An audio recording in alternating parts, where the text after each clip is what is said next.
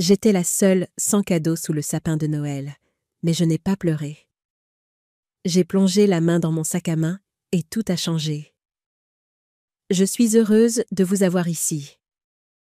Suivez mon histoire jusqu'au bout et commentez la ville d'où vous regardez.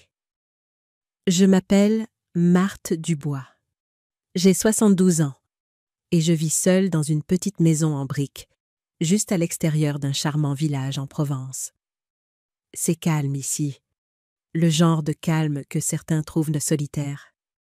Mais j'ai appris à l'apprécier. Je me lève avec le soleil, je prépare mon café exactement comme je l'aime, et je m'assois près de la fenêtre où la lumière frappe le parquet, juste comme il faut. Je fais mes mots croisés l'après-midi, je regarde le journal régional à 19h, et je me couche vers 21h. Il y a un confort et un rythme dans cette routine, surtout depuis que mon mari, Robert, est décédé il y a 7 ans. Nous avons été mariés 41 ans. Il avait des mains fortes et un rire doux. Mécanicien de métier, il savait réparer bien plus que de moteur. Il savait aussi réparer les gens. Le perdre m'a coupé le souffle. J'ai cru que je ne retrouverais jamais l'équilibre. Mais petit à petit, j'ai construit quelque chose de stable. Je ne m'épanouissais pas. Pas encore. Mais je tenais debout. Je n'avais pas eu de nouvelles de mon fils, Thomas, depuis plus d'1 an. Pas une vraie conversation, en tout cas. Quelques joyeux anniversaires par SMS. Une photo des enfants à Halloween. C'était tout. Lui et sa femme, Jessica, s'étaient lentement éloignés au fil des années. Ça a commencé après les funérailles de Robert. Jessica est devenue silencieuse. Thomas est devenu plus occupé. Les visites ont cessé. Les appels se sont taris. Un jour, j'ai levé les yeux et j'ai réalisé que je ne faisais plus partie de leur vie. Alors, quand le téléphone a sonné un mardi matin glacial de début décembre et que j'ai vu le nom de Jessica s'allumer sur l'écran, ma première pensée a été « erreur de numéro ». J'ai laissé sonner 1 fois, 2 fois, 3 fois. Ouas! J'ai failli laisser le répondeur se déclencher, mais quelque chose m'a dit de répondre. « Allô ? » ?»« Salut, Marthe, » a dit Jessica, d'un ton un peu trop enjoué. « C'est Jessica. » J'ai cligné des yeux. « Je sais. » Elle a ri légèrement, comme si j'avais dit quelque chose de drôle. « Je sais que c'est un peu soudain, mais Thomas et moi en parlions, et nous voulions t'inviter à La Rochelle pour Noël cette année, avec les enfants. Tout le monde sera là. » J'ai regardé par la fenêtre. Toutes les feuilles étaient tombées du platane dans mon jardin. Je n'avais été invitée à rien depuis 4 ans, pas même à la remise des diplômes d'Émilie. « Eh bien, » ai-je dit lentement. « C'est inattendu. »« Je sais, » a dit Jessica rapidement. « Mais les enfants n'arrêtent pas de demander après toi. Et Thomas a pensé que… Eh bien, il est temps. » « Temps de quoi ? » Je n'ai pas posé la question. Je suis juste restée assise là, le téléphone chaud contre mon oreille et mon cœur faisant quelque chose. Et que je ne pouvais pas tout à fait nommer. « Je veux dire, ça fait trop longtemps, » a-t-elle ajouté. « On aimerait beaucoup t'avoir parmi nous. » Il y a eu une pause. J'ai entendu un chien aboyer en arrière-plan. Probablement leur labradoodle, Milo, celui que je n'ai jamais rencontré. « Je vais y réfléchir, » ai-je dit. « D'accord, bien sûr, » a-t-elle répondu. « On adorerait te voir. » Nous avons raccroché. J'ai fixé le téléphone pendant un long moment. Jessica avait toujours été polie en surface. Trop polie. Derrière les amabilités, il y avait une distance froide que je ne pouvais jamais tout à fait franchir. Thomas ne s'y opposait pas. Il s'estompait avec elle. La dernière fois que je les ai tous vus, c'était la veille de Noël, il y a 4 ans. J'avais préparé 3 tartes et apporté des cadeaux pour tout le monde. Je me souviens de Jessica chuchotant quelque chose à Thomas pendant que je parlais, comme si je n'étais même pas dans la pièce ce soir-là. Ils ont distribué les cadeaux aux uns par un et ont complètement sauté mon nom. Personne n'a même remarqué. Pas même Thomas, pas même les enfants. Je suis partie le lendemain matin sans dire un mot.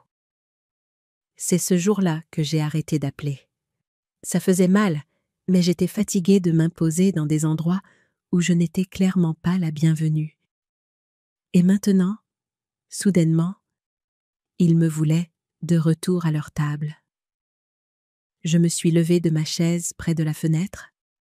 Je suis allée à la cuisine. J'ai préparé une autre tasse de tisane, la remuant lentement. Je sentais la vieille douleur remonter. Celle qui demande « Pourquoi n'étais-je pas assez ?» Mais une autre voix a répondu, plus stable, une que je n'avais pas entendue depuis un moment. Ils ne savent pas ce que j'ai fait ces dernières années. J'ai pris une grande inspiration, j'ai repris le téléphone et j'ai envoyé un SMS à Jessica. Je viendrai. Puis, j'ai posé ma tasse. Je suis allée dans ma chambre et j'ai ouvert le tiroir du bas de ma table de chevet. À l'intérieur se trouvait une enveloppe épaisse, scellée, timbrée et en attente. Le titre indiquait « Rapport de performance T4, le collectif Second Souffle SARL ». Ils ne savaient pas qui j'étais devenue, mais ils étaient sur le point de le découvrir. L'invitation de Jessica m'a laissée perplexe et un peu méfiante.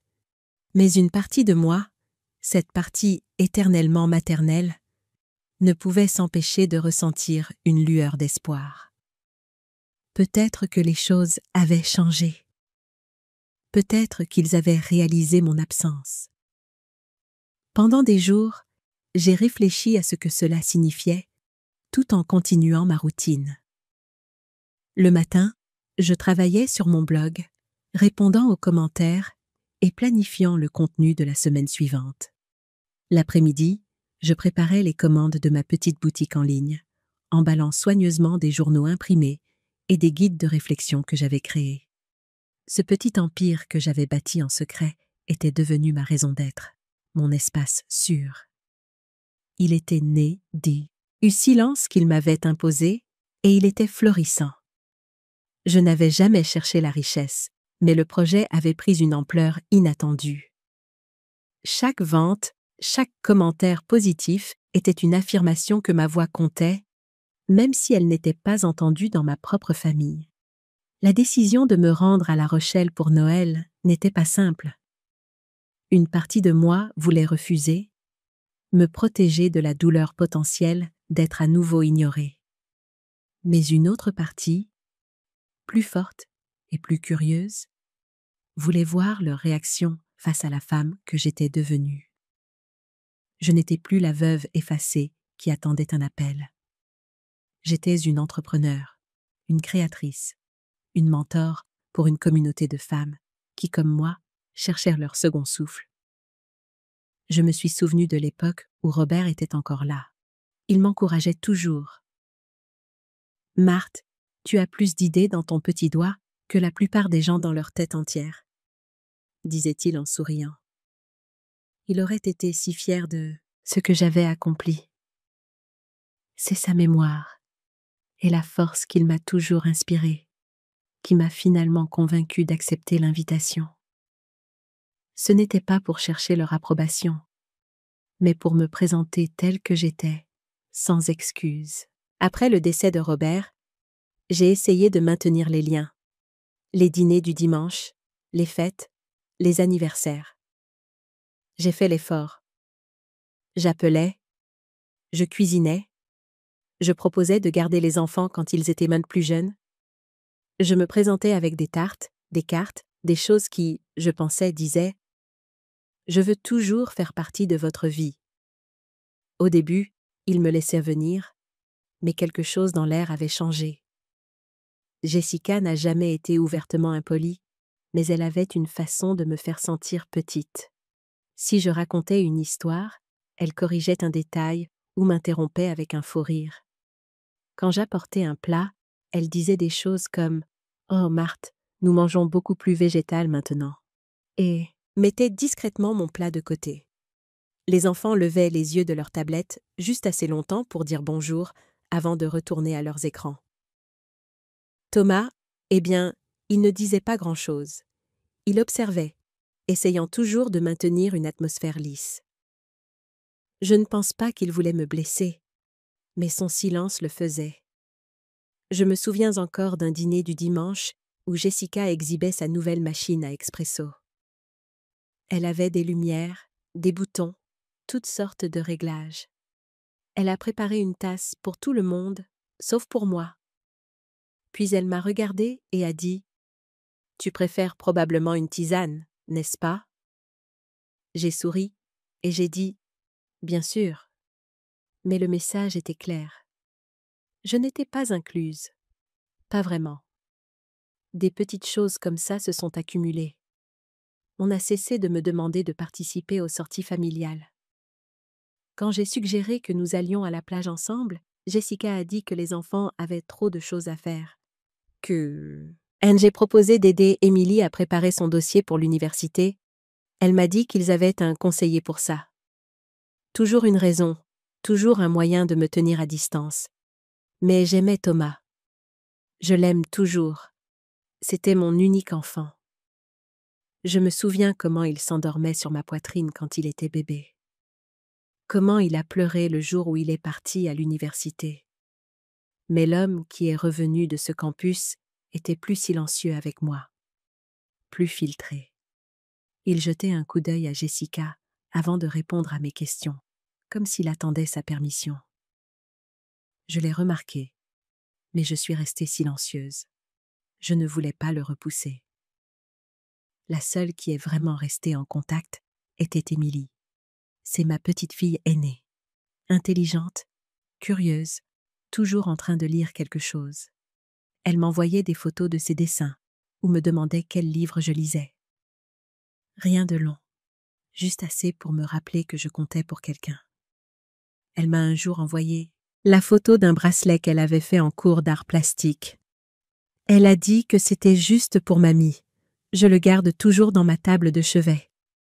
Puis est arrivé mon 70e anniversaire.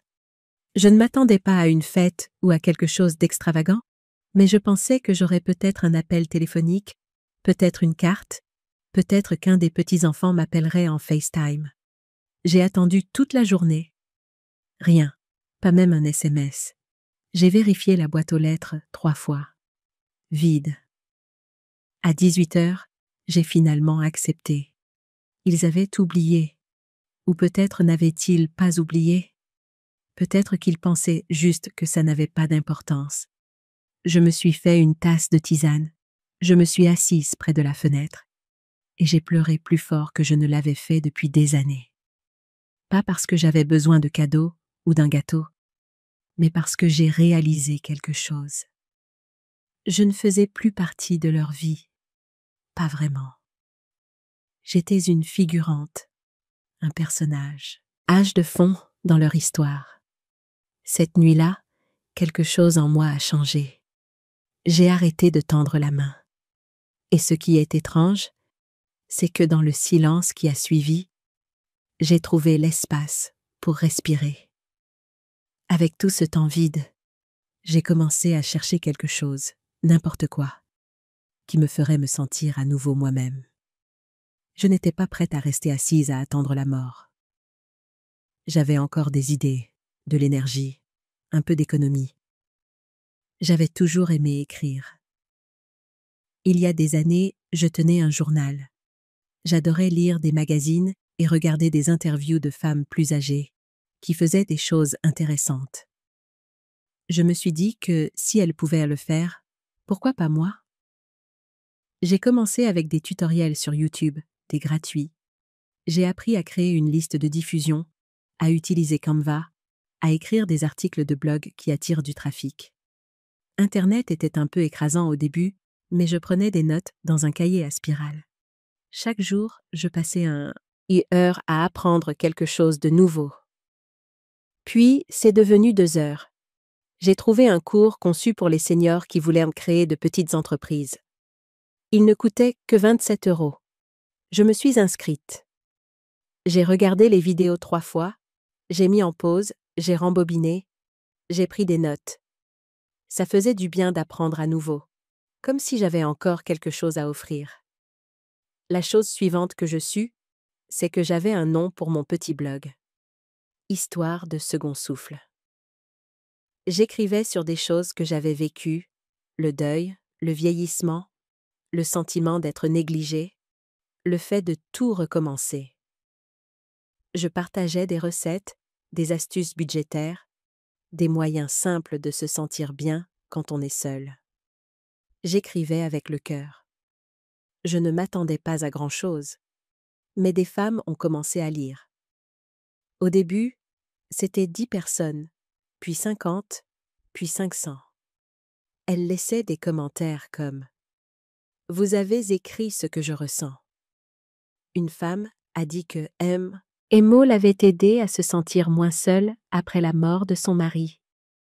Ce commentaire m'est resté. J'ai appris à vendre de simples journaux imprimables, puis des e-books. J'en ai fait un sur la façon de naviguer dans le veuvage, et il s'est vendu plus que je ne l'aurais jamais imaginé. J'ai été choquée la première fois que j'ai gagné 400 € en une semaine. Je ne l'ai dit à personne, pas même à Émilie. C'était comme mon monde secret, un endroit où je n'étais pas invisible, où je comptais. Chaque fois que je voulais appeler Thomas pour lui dire, quelque chose m'arrêtait. Peut-être que c'était de la fierté, peut-être que c'était de la protection. Je ne voulais pas que cela soit jugé ou démonté comme tout ce que j'avais essayé de partager auparavant. Alors, je l'ai construit tranquillement, régulièrement. J'ai persévéré. Et maintenant, des années plus tard, cet anniversaire de 70 ans oublié est devenu le plus beau cadeau que j'aurais pu recevoir. Il a allumé un feu que je ne savais pas que j'avais encore. Je n'avais pas l'intention de leur dire quoi que ce soit ce Noël, mais quand j'ai vu cet espace vide sous le sapin, quelque chose m'a dit qu'il était temps. Si vous vous êtes déjà démené pour des gens qui ne se sont jamais démenés pour vous, n'hésitez pas à vous abonner. Et si vous ne vous abonnez pas, alors soyez honnête avec vous-même et dites-moi dans les commentaires. Pourquoi continuons-nous d'attendre des gens qui ont déjà fermé la porte? Après avoir cessé d'attendre des cartes d'anniversaire et des invitations pour les fêtes, j'ai commencé à réfléchir différemment à la manière d'occuper mon temps. Mon mari me manquait tous les jours, mais je ne pouvais pas continuer à rester assise près de la fenêtre à regarder la vie défiler. J'avais l'assurance vie de Robert. Je n'en avais pas dépensé beaucoup. La majeure partie était allée sur un compte d'épargne que je touchais à peine, juste au cas où. Je vivais de ma pension de réversion et d'une petite retraite du G, à rage de Robert. Mes factures étaient gérables. Je cuisinais des repas simples, pas de voyages extravagants, juste assez pour m'en sortir. Mais après cet anniversaire, mon 70e, j'ai décidé d'utiliser un peu de cet argent pour faire quelque chose pour moi. Pas une croisière, pas des vêtements. J'ai acheté un ordinateur portable, un neuf, pas un d'occasion. Je me souviens m'être tenue dans le rayon électronique, incertaine, mais j'ai choisi un modèle qui avait de bonnes critiques et un clavier rétroéclairé. Je me suis dit que si j'allais apprendre quelque chose de nouveau, il me fallait des outils qui fonctionnent. Ce soir-là, je me suis créé une adresse e-mail gratuite, puis j'ai cherché comment démarrer un blog. Et je me suis retrouvée dans un tourbillon de vidéos YouTube et d'articles qui, au début, sonnaient comme une autre langue. SEO, mots-clés, page de destination. Mais j'ai continué à regarder, à lire. J'ai tout noté dans un petit carnet bleu avec un onglet qui disait « Commencez ici ». Le lendemain, j'ai trouvé un cours intitulé « Base numérique pour débutants, 60 ans et plus ». Ce n'était pas tape à l'œil, mais c'était clair. Des vidéos étape par étape avec des sous-titres que je pouvais mettre en pause et rejouer. J'ai suivi tout le cours en une semaine. Je me sentais fière, comme si je venais de gravir une colline que personne ne pensait même que j'essaierais. Avec la confiance que cela m'a donnée, je suis passée au commerce électronique. J'ai appris à ouvrir une boutique sur Etsy, à concevoir des produits imprimables simples, comme des listes de courses, des journaux de prière, des carnets de souvenirs. Je n'étais pas une artiste, mais j'avais des idées. J'ai trouvé des outils qui facilitaient la concrétisation de ces idées. Canva était mon préféré. Glisser-déposer, facile à utiliser. Je créais des modèles le soir et testais différentes couvertures le week-end. Lentement, tout s'est mis en place. C'est là que j'ai pensé au nom du blog, Histoire. Yes, de second souffle. L'idée m'est venue un après-midi alors que je balayais la cuisine.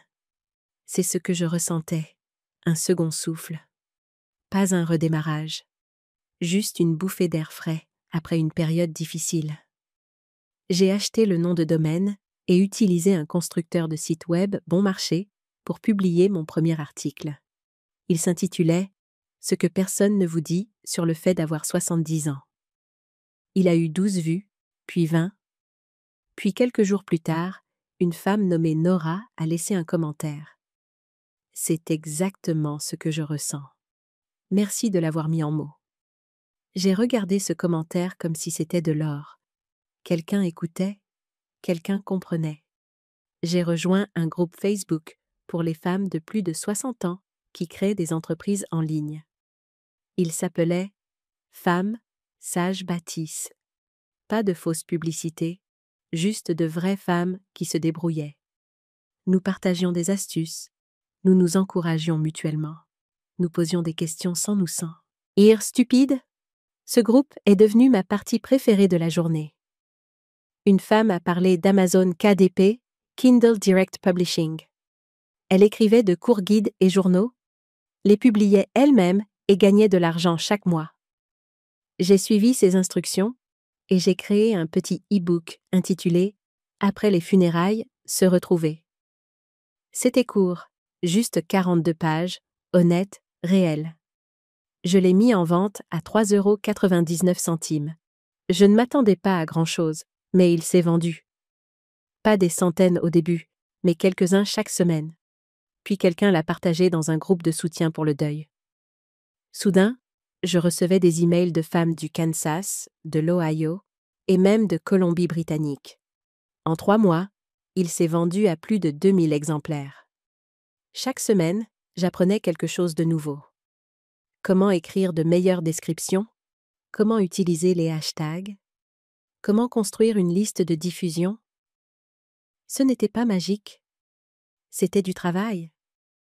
Mais c'était un travail qui me tenait à cœur. J'ai mis en place une petite boutique connectée à mon blog, vendant des pages de journal imprimables, des suivis de deuil, des réflexions quotidiennes, des guides pour les moments de calme. J'ai gardé mes prix justes. Je savais que les femmes qui achetaient chez moi n'étaient pas riches. Elles étaient comme moi, cherchant juste quelque chose qui semblait authentique. À 71 ans, j'ai lancé une newsletter payante. 5 € par mois, je l'ai appelée « Les lettres du thé ». Chaque vendredi, j'envoyais un court texte, moitié histoire, moitié encouragement, moitié conseil. J'écrivais sur la solitude, le but, la mémoire, l'estime de soi, les choses dont personne ne parle vraiment une fois que l'on vieillit. Mon premier mois, 38 femmes se sont inscrites, puis 60, puis 120. Un soir, je me suis connectée pour vérifier mon tableau de bord et j'ai vu une notification. Gain mensuel, 1140 €. Je suis restée assise là, à regarder l'écran. Non pas parce que c'était une fortune, mais parce que j'avais fait ça à partir de rien, seule, tranquillement. Je ne l'ai pas dit à Thomas. Je ne l'ai pas dit à Jessica. Non pas parce que je voulais me cacher, mais parce que je savais qu'ils ne le verraient pas pour ce que c'était. Ils en feraient quelque chose de petit ou, pire, quelque chose à critiquer. Je n'avais plus besoin de leur approbation. Je voulais la paix, et je l'avais. J'ai économisé chaque centime que j'ai gagné. J'en ai réinvesti une partie dans de meilleurs outils, logiciels, une nouvelle imprimante. J'ai changé de téléphone pour pouvoir enregistrer des notes vocales lorsqu'une idée me venait au magasin ou en promenade. J'ai même fait refaire le design de mon blog par une professionnelle, une femme du Michigan, dont la petite fille l'avait aidé à démarrer sa propre entreprise. J'avais des commandes qui arrivaient quotidiennement. J'avais des lectrices qui m'écrivaient des lettres. Une femme m'a envoyé par la poste une écharpe qu'elle avait crochetée juste pour me dire merci. Une autre m'a envoyé le livre de recettes de sa mère pour que la tradition perdure. Je ne construisais pas seulement un revenu, je construisais une communauté et toujours pas un mot à ma famille. Quand Thomas a posté des photos de leur nouvel ensemble de patios, j'ai mis un « j'aime ». Je n'ai rien dit. Quand Jessica s'est vantée des victoires des enfants au concours de sciences, j'ai souri et j'ai continué à faire défiler. Je suis restée silencieuse. Je n'avais pas besoin qu'ils m'applaudissent. J'avais construit quelque chose de réel. Et d'une manière ou d'une autre, ce Noël, ils allaient le voir. Le trajet de mon village provençal à La Rochelle a duré un peu plus de 6 heures. J'avais préparé la voiture la veille au soir. Juste une valise, mon sac à main et un panier de cadeaux emballés que j'avais choisi avec soin. Pas cher, mais réfléchi. Une bougie parfumée qu'Émilie pourrait aimer. Un carnet relié en cuir pour Thomas. Un ensemble de cuisine pour Jessica qui sait, correspondait aux couleurs que j'avais vues dans son dernier post Instagram. Il ne s'agissait pas des cadeaux. Il s'agissait de montrer que je tenais toujours à eux, même après tout. Je portais un pantalon noir, un pull gris doux et un manteau chaud. Simple, propre, mes cheveux étaient tirés en arrière. Mes boucles d'oreilles, de petites créoles dorées. Je ressemblais à moi-même quand je suis arrivée devant leur maison. Je suis restée assise dans la voiture quelques minutes avant de sortir. La maison était plus grande que dans mes souvenirs. Brique blanche avec ses volets noirs élégants que les gens aiment tant aujourd'hui. 2 SUV brillants dans l'allée. L'un d'eux était neuf, la plaque du concessionnaire encore visible. J'ai pris une profonde inspiration et j'ai sonné. Jessica a ouvert. Son sourire n'atteignait pas ses yeux. « Marthe !» dit-elle en étirant mon nom. « Tu es arrivée ?» Elle s'est penchée pour une étreinte rapide qui m'a à peine touchée. Son parfum était fort, citron, nez. Elle a reculé pour me faire entrer, comme si j'étais une invitée, pas de la famille. À l'intérieur, ça sentait le pain et la cannelle. Tout était impeccable. Impeccable comme dans un magazine. Le sapin dans le coin semblait avoir été décoré par un professionnel. Argent et blanc, pas un seul ornement fait main en vue. Thomas est arrivé du coin du couloir, son téléphone à la main, les pouces toujours en mouvement sur l'écran. « Salut, maman !» dit-il, me donnant une étreinte d'un seul bras. « Content que tu sois là. » J'ai souri. Contente d'être ici. Les enfants ne se sont pas levés. Ils étaient sur le canapé, les yeux rivés sur leur tablette. J'ai fait un signe de la main. « Bonjour, mes chéris. » Un murmure de « salut » est revenu, mais leurs visages ne se sont jamais tournés. Jessica m'a conduite à l'étage, dans la chambre d'amis. Elle était petite, plus froide que ce à quoi je m'attendais. La parure de lit était vieille, à fleurs délavées, du genre que je me souvenais de leur premier appartement. La commode avait une fine couche de poussière. Pas de lampe, juste un plafonnier qui vacillait quand je l'ai allumé. « Si tu as besoin de quoi que ce soit, dis-le-moi », dit Jessica, la main déjà sur la porte. « Merci », ai-je répondu. J'ai défait ma valise en silence, aligné mes chaussures proprement sous le lit. J'ai placé les cadeaux dans un coin, sorti mon pyjama, les posé sur l'oreiller. Je me suis assise sur le bord du matelas un instant, regardant la valise comme si elle pouvait me dire quelque chose de réconfortant. Plus tard, nous nous sommes réunis dans la salle à manger. Jessica avait préparé quelque chose de sophistiqué.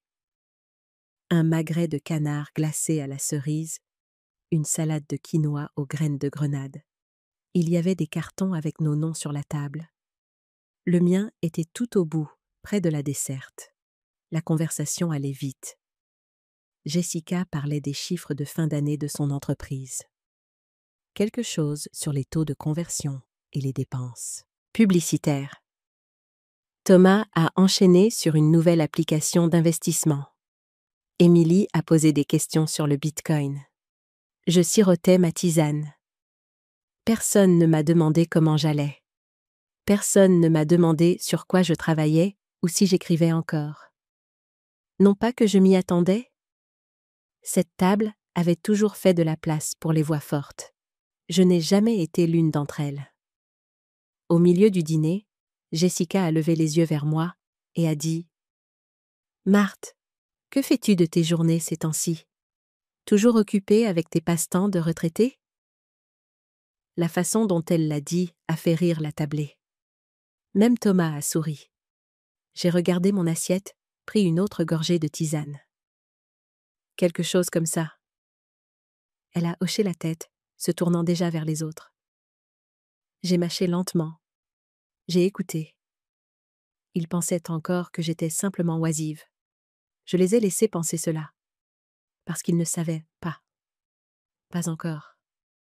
Si vous êtes déjà entré dans une pièce et vous êtes ce NTI invisible, comme un simple élément sur la liste de quelqu'un, mettez un « j'aime » et partagez cette vidéo. Et si vous n'allez pas vous abonner, dites-moi dans les commentaires. Est-ce que le fait d'être négligé semble plus facile à ignorer quand ça arrive à quelqu'un d'autre? Je me suis réveillée tôt, comme toujours. La maison était encore silencieuse. Je pouvais entendre le bourdonnement du chauffage et le craquement occasionnel du plancher. Je me suis habillée, j'ai fait le lit, et je suis descendue pour aider au petit déjeuner. Mais Jessica m'a fait signe de la main. « Détends-toi, Marthe, » a-t-elle dit. « On s'en occupe. » Alors, je me suis assise dans le fauteuil du coin, pendant que l'odeur des brioches à la cannelle remplissait la cuisine. Jessica s'agitait dans un ensemble de pyjamas assortis, donnant des instructions. Thomas versait du jus d'orange, toujours collé à son téléphone. Les enfants étaient déjà excités, courant d'une pièce à l'autre, attendant le feu vert pour se jeter sur les cadeaux sous le sapin. À 8 heures, tout le monde était rassemblé dans le salon. Le feu crépitait dans la cheminée, les chaussettes de Noël étaient pleines, et le sapin scintillait comme sur une couverture de magazine. Il y avait des dizaines de cadeaux en dessous, soigneusement emballés, aux couleurs coordonnées, chacun avec une étiquette fantaisie et un nœud parfait. « Ok !» s'est exclamée Jessica en tapant dans ses mains. « Commençons !» Les enfants ont plongé les premiers. Les boîtes se sont ouvertes. Le papier cadeau a recouvert le sol. Des cris, des merci et des emballages en plastique. Émilie a déballé un MacBook flambant neuf et a serré son père dans ses bras. Son jeune frère a reçu un casque de jeu et une montre connectée. Jessica a tendu à Thomas un sac de golf élégant, puis a ouvert une grande boîte de sa part. Un sac à main de créateur qu'elle avait clairement choisi elle-même. Ils ont souri pour les photos, ont posé devant le sapin. Jessica a embrassé la joue US de Thomas et a dit « Tu as bien fait les choses cette année ?» Je me suis assise tranquillement sur le bord du canapé, souriant quand quelqu'un me regardait, observant. Puis, Jessica a regardé autour d'elle, comme si elle avait soudain remarqué qu'il manquait quelque chose. « Attendez, on en a oublié un ?» dit-elle en scrutant la pile. Thomas s'est raclé la gorge et a baissé les yeux sur son café. Émilie m'a jeté un coup d'œil et a ouvert la bouche comme si elle voulait dire quelque chose, mais s'est ravisée. « Oh non !»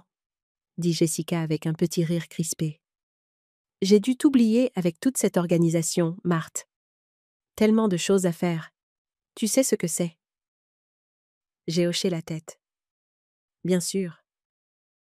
Mon petit-fils a ricané, tenant toujours sa nouvelle manette de jeu.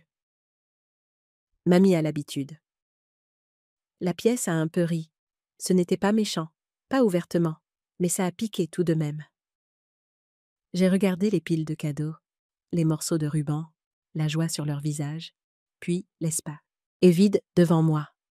Pas de boîte, pas de carte, pas même une chaussette de Noël. J'ai siroté ma tisane, chaude, stable. Puis, j'ai plongé la main dans mon sac, lentement et calmement. En fait, ai-je dit, je me suis offert quelque chose cette année. La pièce s'est un peu calmée. Jessica a penché la tête. J'ai pensé que je le partagerais avec vous tous. Ai-je ajouté en sortant une petite enveloppe.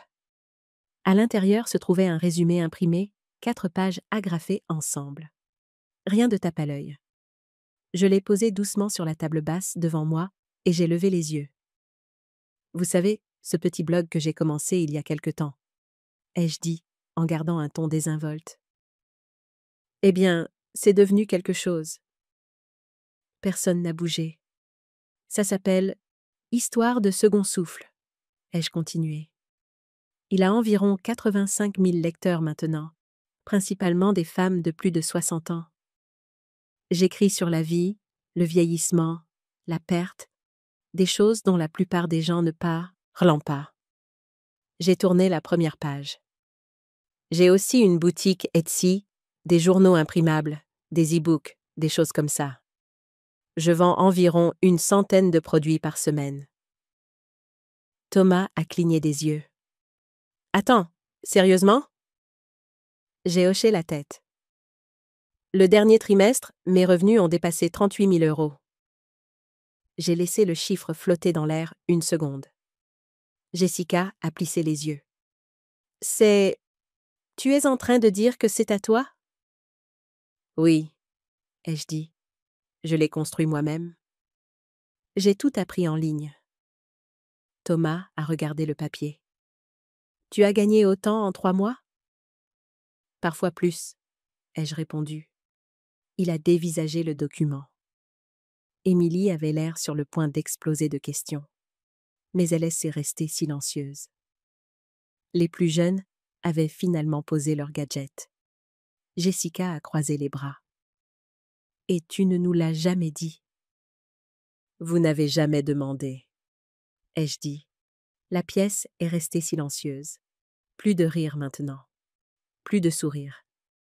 Je me suis dit que je m'offrirais quelque chose cette année, ai-je dit. En me levant, j'ai sorti une autre enveloppe.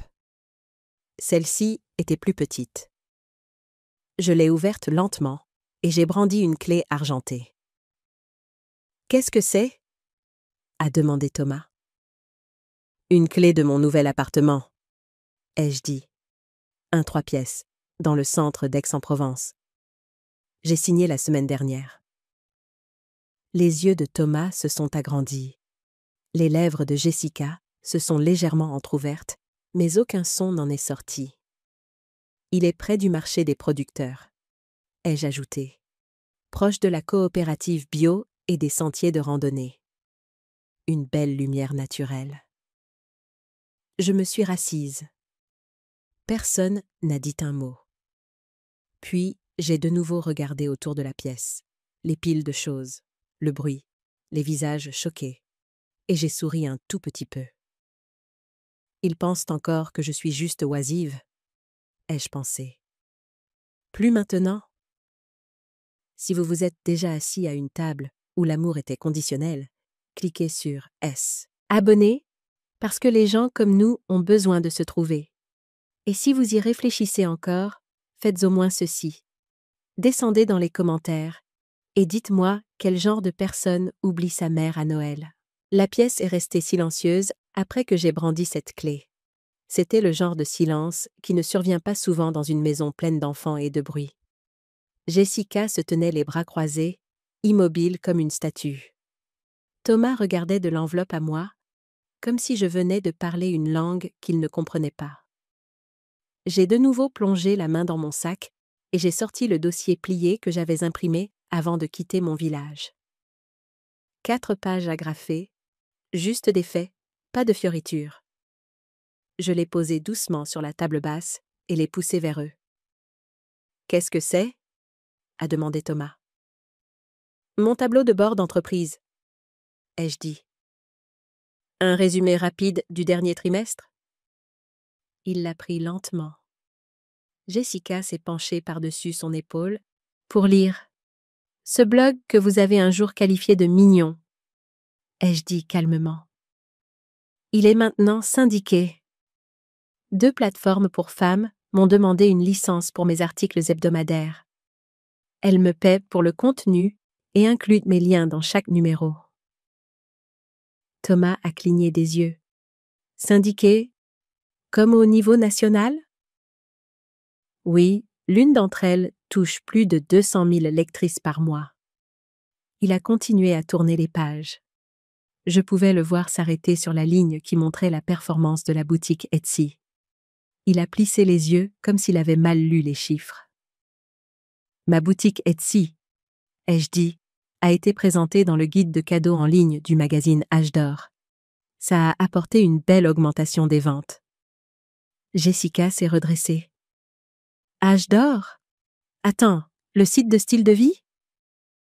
Oui, ai-je dit. Leur rédactrice en chef des fêtes m'a contacté directement par email. J'ai pointé le bas de la 2e page. C'est le mois où... C'est arrivé, juste là. 9340 commandes, rien qu'en décembre. Principalement des journaux imprimables qui ne coûtent presque rien à produire. Je les écris, je les mets en forme, je les télécharge, et des femmes de tout le pays les achètent. Thomas s'est raclé la gorge. Donc, tout ça, c'est réel? J'ai hoché la tête. Tout.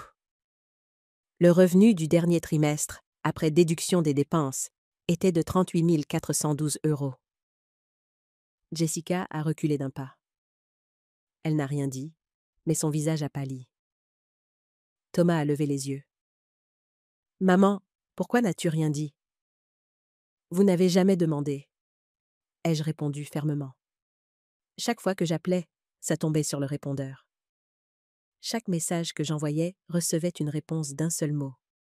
Et chaque fête, je restais à la maison à attendre qu'on se souvienne de moi. Personne n'a bougé. J'ai pris une inspiration et j'ai continué. J'ai décidé que je n'allais plus attendre. Alors, j'ai construit quelque chose tranquillement, sur mon temps libre. Je ne l'ai pas fait pour la reconnaissance. Je l'ai fait pour survivre. Et puis, c'est devenu quelque chose que j'aime. Mon plus jeune petit-fils a finalement levé les yeux de son gadget. « Tu es célèbre ?» a-t-il demandé. J'ai souri. Pas célèbre, juste occupée. Émilie me fixait toujours avec un petit sourire aux lèvres. Elle n'avait pas dit un mot depuis le début de la conversation, mais ses yeux me disaient qu'elle savait. Ou peut-être qu'elle avait toujours soupçonné qu'il y avait plus en moi que ce qu'il voyait. « Mamie ?» a-t-elle finalement dit. « C'est incroyable. » Je lui ai fait un signe de tête chaleureux. « Merci, ma chérie. » Thomas s'est passé la main sur la barbe. « Alors, ça dure depuis combien de temps? » J'ai commencé à apprendre à 70 ans. Je l'ai transformé en entreprise en moins d'1 an. Il a expiré par le nez. « Et tu gagnes plus que moi certains mois. » Je n'ai rien dit. Je n'en avais pas besoin.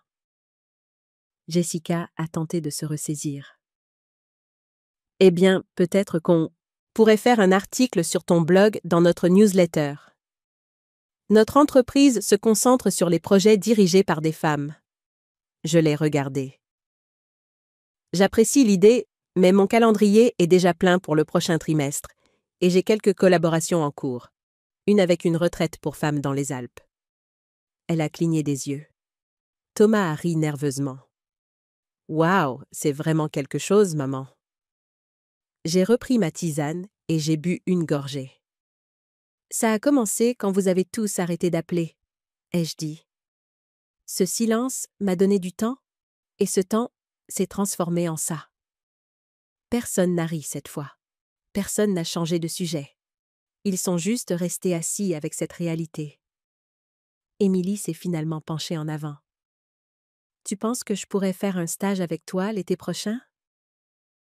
Je me suis renseignée sur le design numérique et la rédaction de contenu. Mon cœur s'est réchauffé. J'adorerais ça.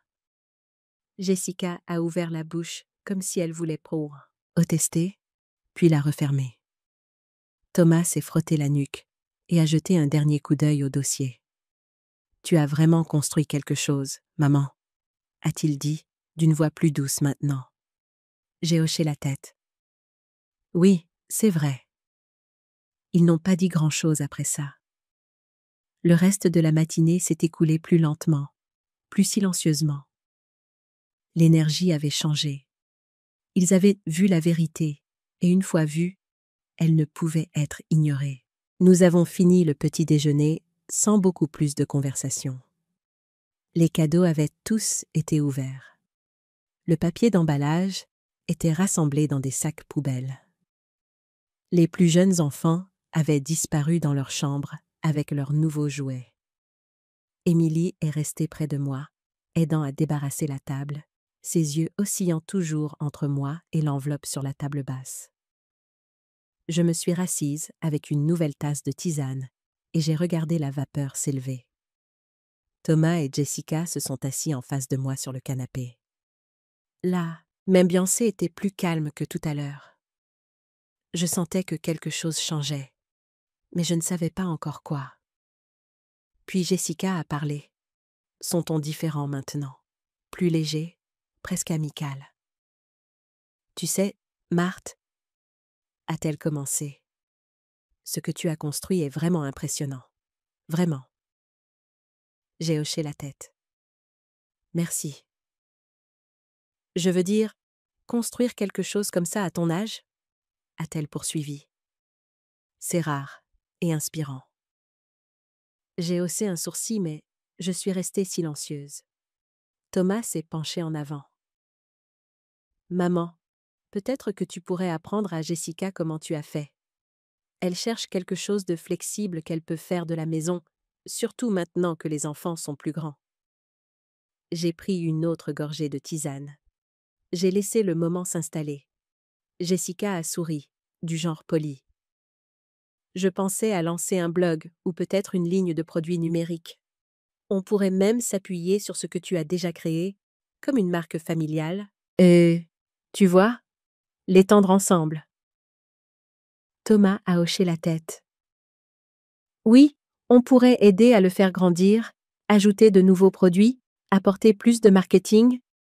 Il y a vraiment de l'argent à se faire là-dedans. Avec nos relations et ta base de lecteurs, ça pourrait devenir énorme. Je les ai regardés tous les deux. Aucun d'eux ne m'avait beaucoup regardé dans les yeux hier. Aujourd'hui, ils ne pouvaient pas s'en empêcher. J'ai posé ma tisane doucement et j'ai croisé les mains sur mes genoux. Non, merci, ai-je dit, d'une voix claire et calme. Jessica a cligné des yeux. Pardon? Non, je ne suis pas intéressée par un partenariat. Thomas a froncé les sourcils. Pourquoi pas? On essaie juste d'aider. Je me suis adossée à ma chaise. Laissez-moi vous expliquer quelque chose. Ils sont restés silencieux. Pendant des années, j'ai appelé. Je suis venue. J'ai apporté des cadeaux, des repas. Je me suis adaptée à votre emploi du temps. Je voulais être impliquée. J'ai été traitée comme une obligation. Comme quelqu'un que vous deviez gérer, pas quelqu'un que vous vouliez voir. Thomas a baissé les yeux sur ses mains. J'ai continué. Vous m'avez mise à l'écart, tranquillement, mais intentionnellement. Plus d'appels, plus d'invitations. Puis est arrivé cet anniversaire, où personne ne s'est même souvenu de moi. C'est à ce moment-là que j'ai décidé que j'avais deux choix. Continuer à attendre des gens qui étaient là sans passer à autre chose sans moi, ou construire quelque chose par moi-même. Jessica s'est agitée sur son siège. Mais c'était il y a des années. Les choses changent. Non, ai-je interrompu, toujours calme. J'ai changé. Et je l'ai fait sans aide, sans soutien, sans que personne ne me demande comment j'allais. Ils n'ont pas discuté. Et maintenant que ça a du succès, ai-je dit, vous voulez en faire partie. Pas parce que vous êtes fier, mais parce que vous y voyez un potentiel. Ce n'est pas de la famille, c'est du business. Et je n'ai pas à construire ça pour que ce soit distribué comme une faveur. Thomas s'est frotté la nuque. Ce n'est pas comme ça, maman. C'est exactement comme ça, ai-je répliqué. Si je vous avais tendu un sachet de biscuits ce matin, rien de tout cela ne vous importerait. Mais parce que je vous ai tendu des chiffres, des signes d'euros, vous y voyez soudain une valeur. Personne n'a parlé.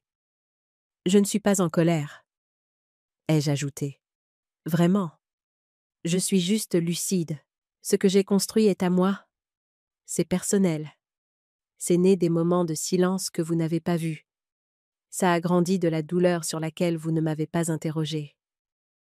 Le sourire de Jessica avait complètement disparu. Maintenant, elle avait l'air raide, ne sachant pas où regarder. Je me suis levée et j'ai attrapé mon manteau drapé sur la chaise. Je suis contente que vous le sachiez maintenant, mais ça ne veut pas dire que vous en aurez un morceau. Thomas a ouvert la bouche pour parler, puis l'a refermée. J'ai ramassé la clé que je leur avais montrée plus tôt et je l'ai remise dans mon sac. Je ne suis pas venue ici pour vous narguer. Je suis venue parce que vous m'avez invitée. J'ai apporté des cadeaux. Je suis venue. Et quand on ne m'a rien donné en retour, je me suis donné ce dont j'avais besoin, la paix. La pièce était immobile. Émilie se tenait près de l'embrasure de la porte de la cuisine, observant. Ses yeux brillaient un peu. J'espère que vous trouverez tous les deux quelque chose qui vous donnera ce que cela m'a donné, ai-je dit doucement. Et sur ce, je suis sortie de la pièce. Si quelqu'un ne s'est jamais manifesté que lorsqu'il a senti le succès sur vous, cliquez sur le bouton « J'aime » parce que nous vous voyons. Et si vous ne vous abonnez pas après avoir entendu ça, alors demandez-vous peut-être si vous seriez du genre à vous présenter les mains vides en attendant quand même une part du gâteau. Parlons-en dans les commentaires. J'ai commencé à faire mes bagages vers 17 heures. Ce soir-là. La maison était de nouveau silencieuse. Les enfants étaient retournés dans leur chambre. Jessica avait disparu dans la cuisine. Thomas était dehors, sur la terrasse, faisant probablement semblant de pelleter quelque chose. J'ai plié mes vêtements proprement, j'ai fermé ma valise et j'ai jeté un dernier regard à la chambre d'amis. La lumière vacillait toujours. La commode était toujours poussiéreuse, comme à mon arrivée.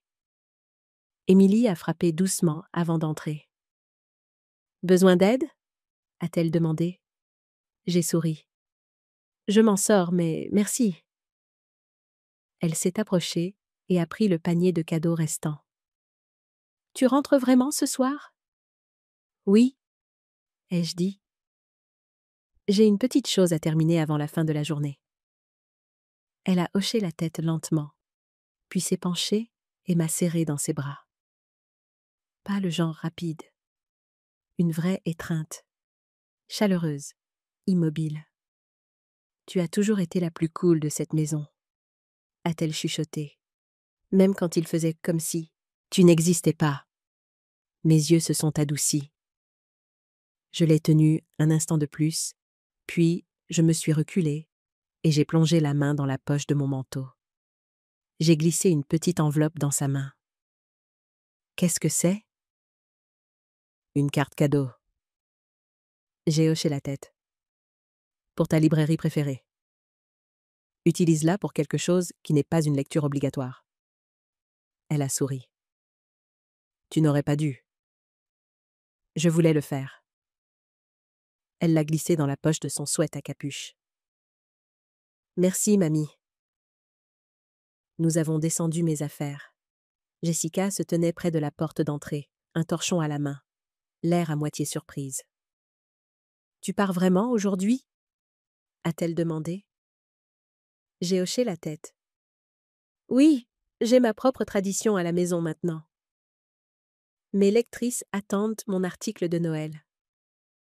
Je n'en ai jamais manqué un. Thomas est rentré de l'extérieur juste à temps pour entendre ça.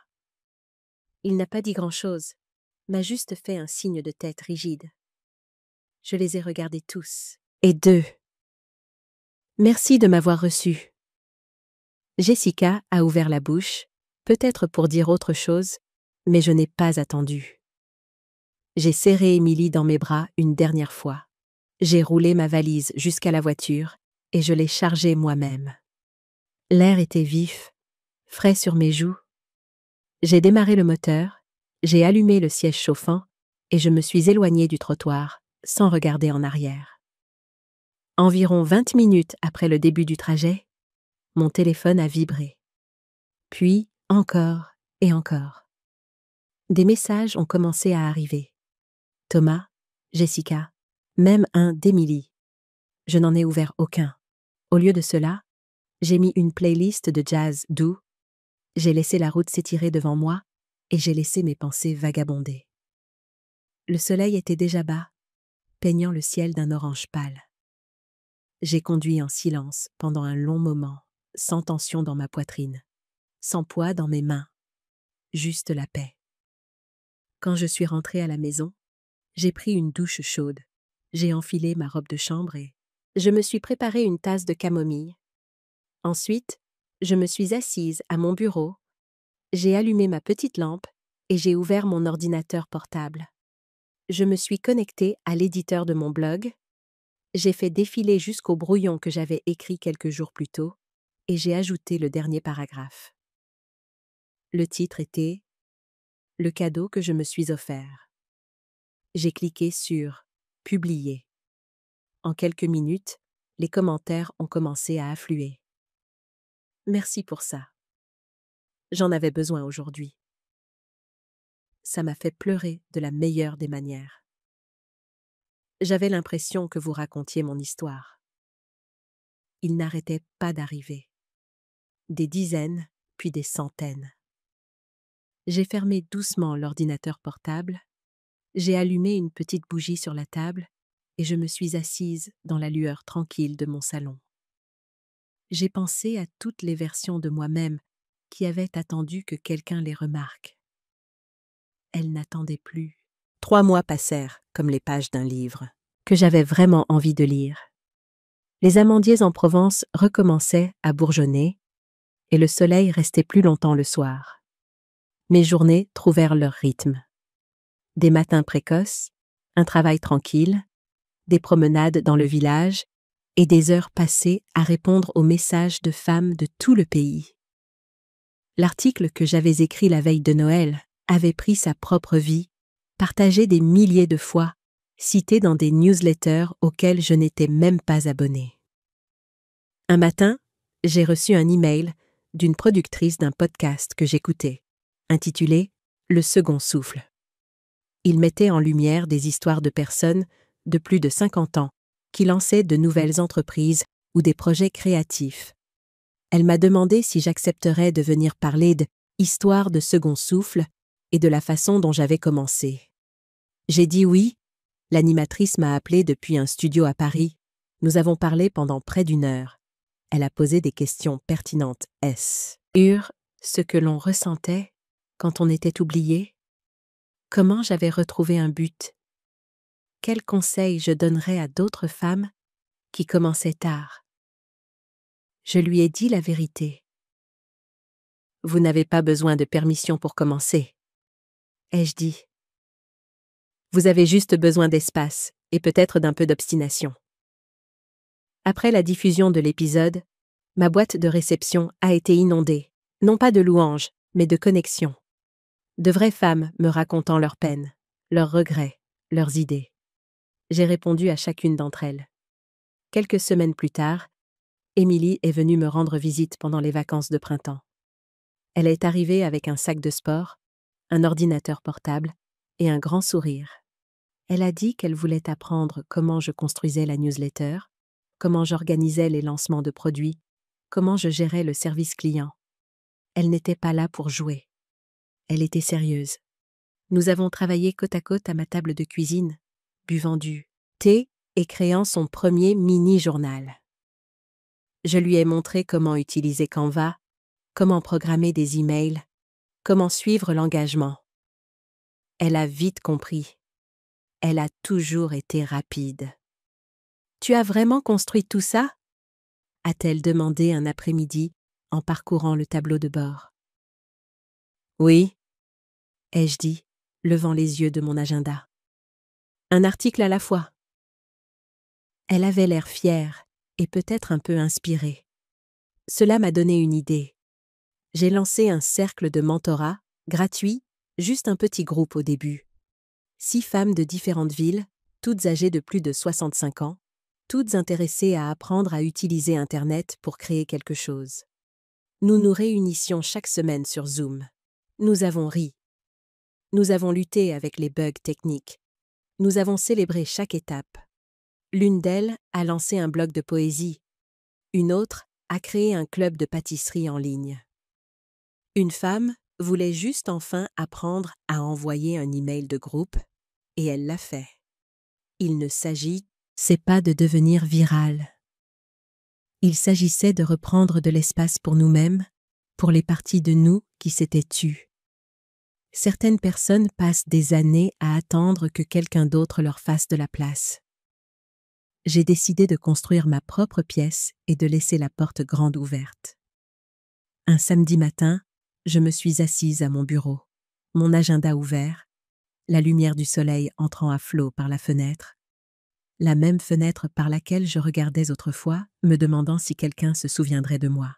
J'ai pris une inspiration et j'ai écrit en haut de la page « Objectif T2, lancer le guide de mentorat, terminer la série de journaux de printemps, planifier une retraite pour les abonnés en Provence. » J'ai souri. Un vrai sourire. Ils ont essayé de m'écarter, pensais-je. Maintenant, ils sont abonnés à ma newsletter. Ce voyage n'avait pas pour but de prouver quoi que ce soit à qui que ce soit. Il s'agissait de devenir celle que je savais que j'étais déjà, en qu'ils n'oublient de me voir. Et maintenant, je veux vous demander quelque chose. J'ai construit quelque chose à partir du silence. J'ai transformé la solitude en héritage. Si cela vous a touché, même un peu, abonnez-vous et partagez ceci avec quelqu'un qui a besoin de se souvenir de qui il est. Et si vous avez regardé jusqu'au bout et que vous ne vous abonnez toujours pas, alors dites-moi pourquoi. Honnêtement, les commentaires sont ouverts. Je les lirai. Ce qui est drôle avec le succès, c'est qu'il n'efface pas le passé, mais il change la façon dont on le porte. Mon téléphone a continué à s'allumer avec des messages de Thomas et Jessica pendant des jours après mon départ de La Rochelle. Je les ai finalement lus environ 1 semaine plus tard. Thomas. Maman, je ne savais pas. Je suis désolée. On peut parler? Jessica. Marthe, on devrait se voir. Je pourrais peut-être t'appeler cette semaine. Thomas à nouveau. Maman, tu me manques. J'ai tout gâché. Je les ai laissés. Là, non par dépit, mais parce que j'avais besoin de réfléchir à ce que je voulais, moi. Pas à ce dont je me contenterais, pas à ce qui les mettrait à l'aise, mais à ce que je voulais réellement. Pendant ce temps, la vie continuait. Mon entreprise a grandi.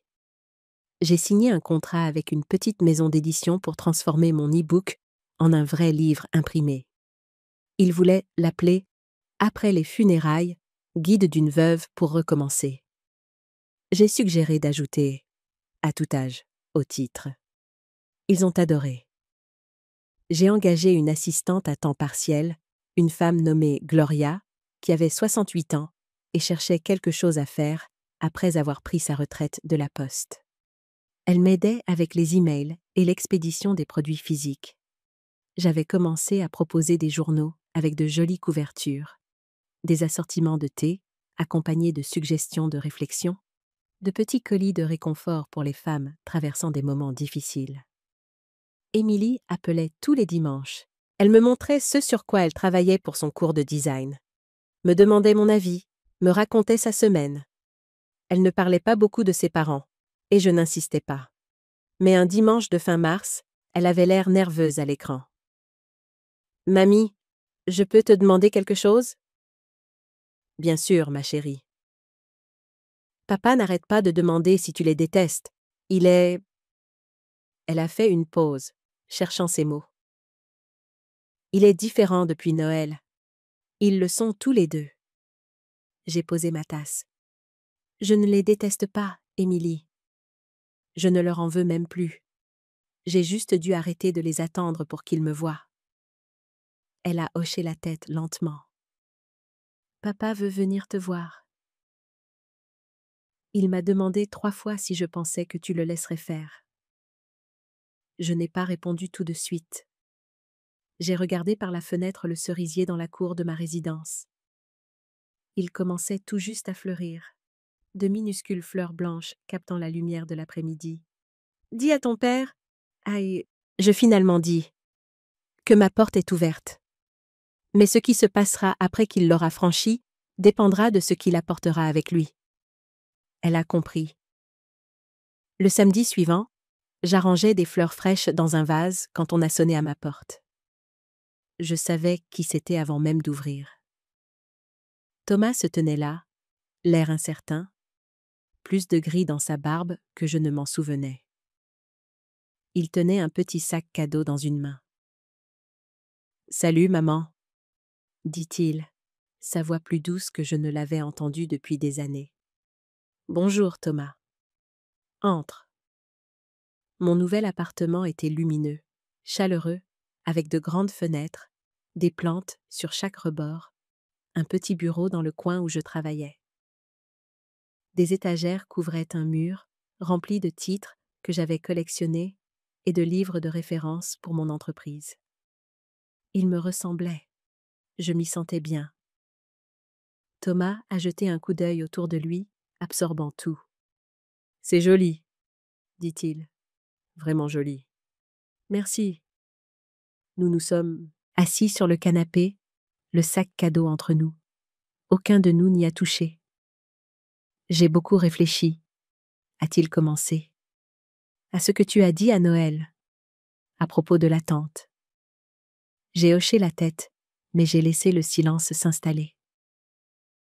J'ai laissé trop de choses devenir plus importantes que celles qui comptaient vraiment. Sa voix s'est brisée.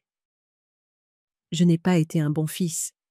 « Tu étais occupé, » ai-je dit, non pas pour l'excuser, mais pour le reconnaître.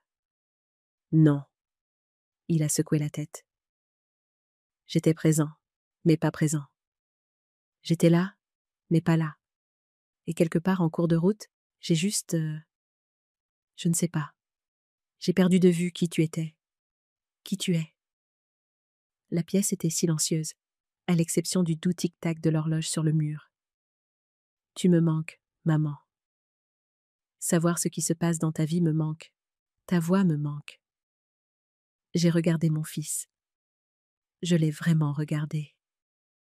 Derrière l'homme se trouvait encore le garçon qui courait vers moi, avec des genoux écorchés et des découvertes merveilleuses. Il n'était pas parfait, moi non plus, mais il était là. « J'ai écouté ton podcast, » a-t-il dit, « celui du second souffle. Tu étais incroyable. Je ne savais pas la moitié des choses dont tu as parlé. Ton processus d'écriture, comment tu as construit ta communauté. J'étais fier et honteux en même temps. Fier de ce que tu as fait. Honteux de ne pas avoir été là pour le voir se produire. J'ai pris ma tisane. On ne peut pas revenir en arrière, Thomas. Je sais, mais on peut aller de l'avant, si c'est ce que tu veux. Il a hoché la tête, les yeux brillants. C'est vraiment ce que je veux. J'ai fait un geste vers le sac cadeau. Qu'est-ce que c'est? Il l'a poussé vers moi. Juste quelque chose de petit. À l'intérieur se trouvait une photo encadrée, pas une nouvelle. Une vieille que je n'avais pas vue depuis des années. Robert et moi sur le porche de notre première maison. Thomas, âgés d'environ 6 ans entre nous. Nous rions tous de quelque chose de long, j'ai tant oublié. Nous avions l'air heureux. Nous étions heureux. Je l'ai trouvé dans les vieilles affaires de papa, a dit Thomas. J'ai pensé que tu aimerais la voir. J'ai passé un doigt sur le verre. Merci. Thomas s'est raclé la gorge. Il y a autre chose dont je voulais te parler. Jessica et moi, nous suivons une thérapie. Depuis janvier.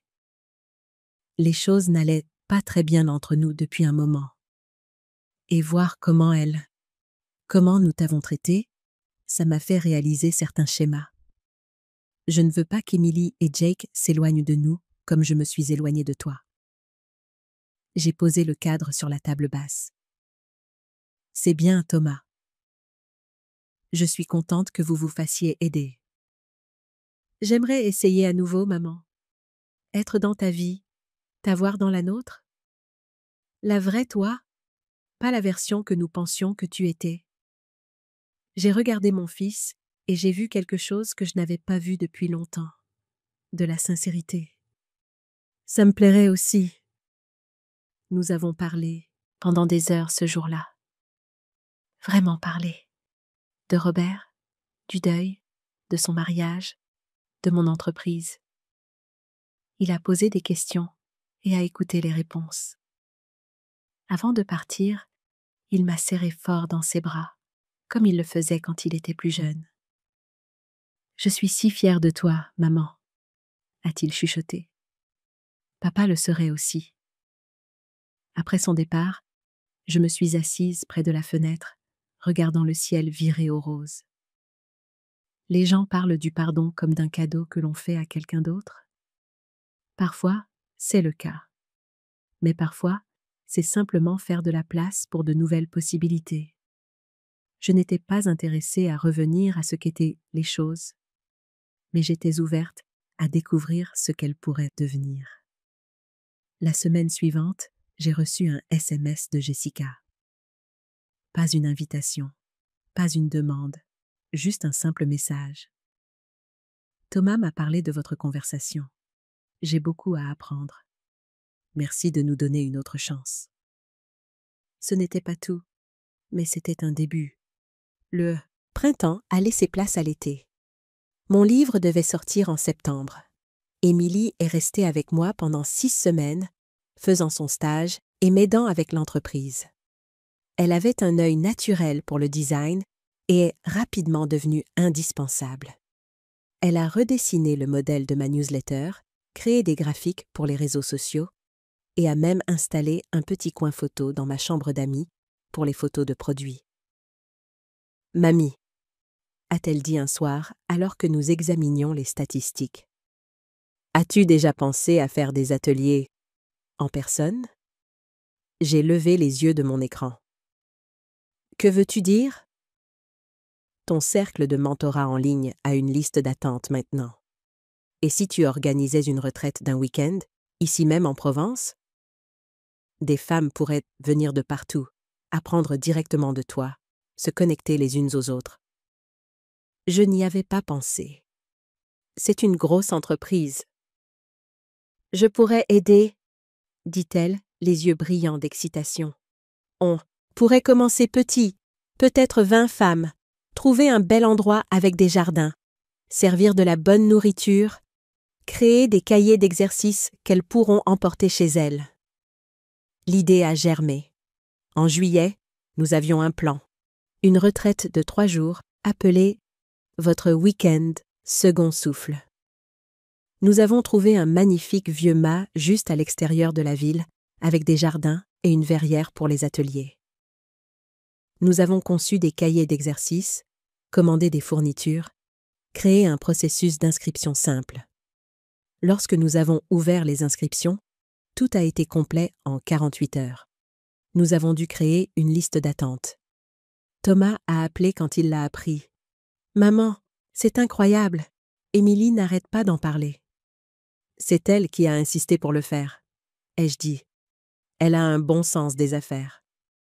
Je me demande de qui elle tient ça. Il a ri. Notre relation se guérissait lentement. Pas revenue à ce qu'elle était, mais évoluant vers quelqu'un. Chose de nouveau, de sincère. Jessica essayait aussi, à sa manière. Elle envoyait des SMS attentionnés, des articles qu'elle pensait que j'aimerais. Sans pression pour une réponse. De petits pas. Le week-end de la retraite est arrivé début août. 22 femmes, âgées de 58 à 83 ans, se sont rassemblées dans le jardin du Mas des Magnolias. Certaines venaient d'aussi loin que Seattle et Boston. Toutes avaient des histoires. Toutes avaient été invisibles d'une manière ou d'une autre. Toutes étaient prêtes à être vues. Je me suis tenue devant elles le premier matin, nerveuse mais stable. Émilie était assise au fond, me faisant un pouce levé. « Bienvenue à votre week-end second souffle », ai-je commencé. Je m'appelle Marthe Dubois. Il y a 2 ans, j'étais assise seule le jour de mon 70e anniversaire, me demandant si je comptais encore pour quelqu'un. Aujourd'hui, je dirige une entreprise à 6 chiffres qui aide les femmes à se souvenir qu'elles ont toujours compté, que quelqu'un les remarqué ou non. La salle était silencieuse, attentive. Ce week-end ne vise pas à devenir riche ou viral. Il s'agit de récupérer votre voix, de trouver votre but, de construire quelque chose qui vous appartient et surtout, de vous connecter avec d'autres qui comprennent ce que signifie recommencer. Non pas à partir de rien, mais à partir de l'expérience, de la sagesse, de la personne que vous avez toujours été sous les rôles que les autres vous ont donnés. J'ai regardé ces femmes, leurs visages ouverts et pleins d'espoir. Alors, commençons. Non pas en oubliant le passé, mais en l'utilisant pour alimenter ce qui vient ensuite. Votre second souffle vous attend. Attrapons-le ensemble. Nous avons passé 3 jours à partager, à apprendre, à créer. Des femmes qui sont arrivées en étrangère sont reparties en amies, avec des projets pour soutenir les projets des autres, pour se revoir, pour continuer à construire. Le dernier jour, nous nous sommes réunis pour un brunch d'adieu dans le jardin. Une femme s'est levée, la voix légèrement tremblante. « Je dois dire quelque chose », a-t-elle commencé. Je suis venue ici en pensant que j'étais trop vieille pour commencer quelque chose de nouveau, que mes meilleures années étaient derrière moi. Mais Marthe m'a rappelé que l'arbre qui fleurit le plus tard porte souvent les fruits les plus doux. Elle a levé son verre. À nos seconds souffles. Et à Marthe, qui nous a montré comment les attraper. Tout le monde a levé son verre. À Marthe. J'ai ressenti quelque chose que je n'avais pas ressenti depuis des années. Pleinement vue, pleinement présente, pleinement vivante. Ce soir-là, après que tout le monde soit parti, Émilie et moi nous sommes assises sur la terrasse du Mas, regardant les lucioles danser dans le crépuscule naissant. « Tu l'as fait, mamie ?» dit-elle, en posant sa tête sur mon épaule. « Nous l'avons fait ?» l'ai-je corrigé. Elle a souri. « Tu sais ce que j'aime le plus chez toi ? Tu n'as jamais laissé, et personne d'autre, écrire ton histoire. » J'y ai réfléchi un instant. À tous les chapitres que j'avais vécus, les heureux, les déchirants, les inattendus. Ils étaient tous à moi. C'est le secret, tu sais, ai-je dit doucement. Ton histoire est toujours la tienne. Même quand les autres essaient de la raconter pour toi, même quand ils arrêtent de la lire. C'est toi qui continues à écrire. Émilie a hoché la tête. Je suis si contente que tu aies continué à écrire. Moi aussi, ma chérie, moi aussi. Le lendemain matin, alors que je rangeais les dernières de nos fournitures, mon téléphone a sonné. C'était Thomas. « Salut, maman. Je voulais juste appeler pour te féliciter pour la retraite. Émilie a envoyé des photos. Ça avait l'air incroyable. C'était le cas, ai-je dit. Épuisant, mais merveilleux. Il y a eu une pause. Écoute, je pensais… c'est ton anniversaire le mois prochain. Mon cœur a fait un petit bond. Il s'en était souvenu. Jessica et moi aimerions faire quelque chose de spécial. Peut-être venir, t'emmener dîner, ou on pourrait organiser quelque chose chez toi si tu préfères. J'ai souri. Un dîner serait charmant. Super, dit-il, l'air soulagé. Oh, et maman? Oui? Je suis vraiment fière de toi. Pas seulement pour l'entreprise, ou le livre, ou tout ça. Pour être toi. Pour ne pas avoir renoncé à toi-même. Pour nous avoir montré à tous ce qui est possible. Mes yeux se sont remplis de larmes. Merci, Thomas. Après avoir raccroché, je me suis tenue près de la fenêtre de mon appartement, regardant les montagnes au loin. J'ai pensé à la femme que j'étais il y a 2 ans, assise seule le jour de mon anniversaire, me sentant oubliée. J'ai pensé à la femme que j'étais maintenant, entourée de buts, de communautés et de liens renouvelés. La différence n'était pas seulement le succès, l'argent ou la reconnaissance. C'était de me souvenir de qui j'étais, sous tous les rôles que j'avais joués. Mère, épouse, veuve, amie. J'étais encore toutes ces choses. Mais maintenant, j'étais aussi écrivaine, entrepreneur, mentor, guide. J'ai pris mon agenda et j'ai écrit en haut d'une nouvelle page « Se souvenir de vivre comme quelqu'un qui connaît sa propre valeur ». Puis, je me suis tournée vers mon ordinateur portable et j'ai commencé à écrire le chapitre suivant. Si vous avez trouvé votre second souffle ou si vous le cherchez encore, je veux entendre votre histoire. Laissez un commentaire ci-dessous. Nous écrivons tous encore nos histoires, et parfois les meilleurs chapitres arrivent plus tard que prévu. Je suis Marthe Dubois, et ceci a été mon histoire. Merci de m'avoir écouté. Merci de m'avoir vu.